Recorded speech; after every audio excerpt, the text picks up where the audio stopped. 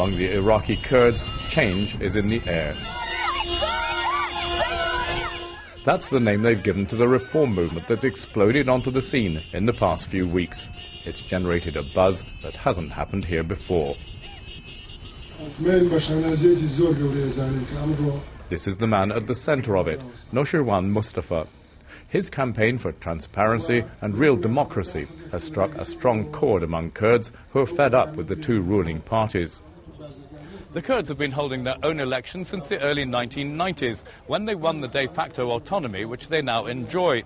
But since that time, political life here has been dominated, some would say stifled, by the two big parties, the KDP and the PUK. Now, they face their biggest challenge ever from reformists from within, making this the most exciting election they've ever held. Mr. Mustafa was for years the deputy leader of President Jalal Talabani's PUK.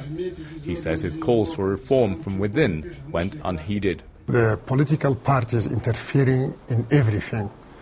In the parliament, in the cabinet, in the university, in the market, in the judiciary power. Besides the financial corruption, we have nepotism and we have cronyism also.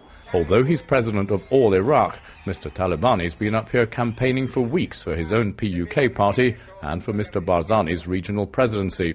He knows the criticism is serious. Both parties, I think they are still popular among the people. They have their mistakes, of course. There are some shortages. They are not angels coming from the sky. They are people, like ordinary people. They are making mistakes, of course. But I think that still Kurdish people and the Kurdish society is in need of these two parties.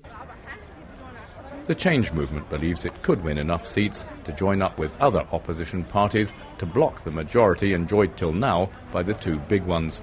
Even if it doesn't, it will form a strong and vocal opposition in Parliament. Many believe things here will never be the same. Jim Muir, BBC News in Iraqi Kurdistan.